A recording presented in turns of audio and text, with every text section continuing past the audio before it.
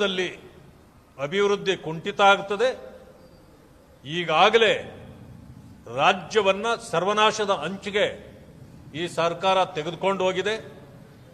ಕೇವಲ ಲೂಟಿ ಮಾಡತಕ್ಕಂಥದ್ದನ್ನು ಮಾತ್ರ ಇವತ್ತು ಮಂತ್ರಿಗಳು ಮಾಡ್ತಿದ್ದಾರೆ. ಒಬ್ಬರು ಭೂ ಕಳ್ಳತನ ಮಾಡ್ತಿದ್ರೆ ಮತ್ತೊಬ್ಬರು ಗ್ಯಾರಂಟಿ ಕಳ್ಳತನ ಮಾಡ್ತಿದ್ದಾರೆ.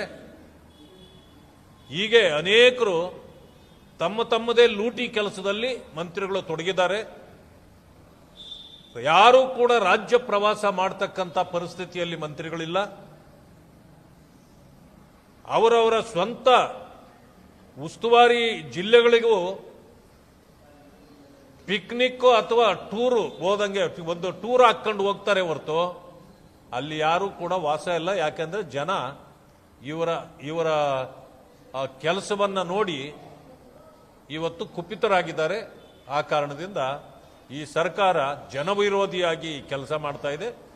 ಇಂತಹ ಸರ್ಕಾರದ ಈ ನಡವಳಿಕೆಯನ್ನ ಭಾರತೀಯ ಜನತಾ ಪಕ್ಷದ ಮುಖಂಡರು ಸೇರಿ ಸಂಪೂರ್ಣವಾಗಿ ವಿರೋಧಿಸತಕ್ಕಂಥ ಕೆಲಸವನ್ನು ನಾವು ಮಾಡ್ತೇವೆ. ಎಳೆಯಾಗಿ ಜನರ ಮುಂದೆ ಇದನ್ನ ಬಿಚ್ಚಿ ಇಡ್ತಕ್ಕಂಥ ಕೆಲಸವನ್ನ ಮಾಡ್ತೇವೆ. ರಾಜ್ಯದಲ್ಲಿ ಅಭಿವೃದ್ಧಿ ಕುಂಠಿತ ಆಗ್ತದೆ.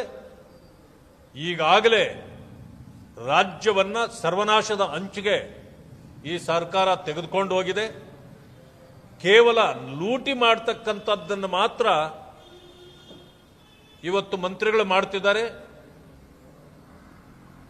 ಒಬ್ಬರು ಭೂ ಕಳ್ಳತನ ಮಾಡ್ತಿದ್ರೆ ಮತ್ತೊಬ್ಬರು ಗ್ಯಾರಂಟಿ ಕಳ್ಳತನ ಮಾಡ್ತಿದ್ದಾರೆ. ಹೀಗೆ ಅನೇಕರು ತಮ್ಮ ತಮ್ಮದೇ ಲೂಟಿ ಕೆಲಸದಲ್ಲಿ ಮಂತ್ರಿಗಳು ತೊಡಗಿದ್ದಾರೆ. ಯಾರೂ ಕೂಡ ರಾಜ್ಯ ಪ್ರವಾಸ ಮಾಡತಕ್ಕಂಥ ಪರಿಸ್ಥಿತಿಯಲ್ಲಿ ಮಂತ್ರಿಗಳಿಲ್ಲ. ಅವರವರ ಸ್ವಂತ ಉಸ್ತುವಾರಿ ಜಿಲ್ಲೆಗಳಿಗೂ ಪಿಕ್ನಿಕ್ ಅಥವಾ ಟೂರು ಹೋದಂಗೆ ಒಂದು ಟೂರ್ ಹಾಕೊಂಡು ಹೋಗ್ತಾರೆ ಹೊರತು ಅಲ್ಲಿ ಯಾರೂ ಕೂಡ ವಾಸ ಇಲ್ಲ. ಯಾಕೆಂದ್ರೆ ಜನ ಇವರ ಕೆಲಸವನ್ನ ನೋಡಿ ಇವತ್ತು ಕುಪಿತರಾಗಿದ್ದಾರೆ. ಆ ಕಾರಣದಿಂದ ಈ ಸರ್ಕಾರ ಜನವಿರೋಧಿಯಾಗಿ ಕೆಲಸ ಮಾಡ್ತಾ ಇದೆ.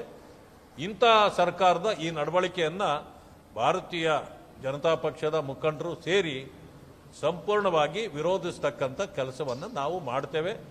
ಎಳೆಯಾಗಿ ಜನರ ಮುಂದೆ ಇದನ್ನ ಬಿಚ್ಚಿ ಇಡ್ತಕ್ಕಂಥ ಕೆಲಸವನ್ನ ಮಾಡ್ತೇವೆ.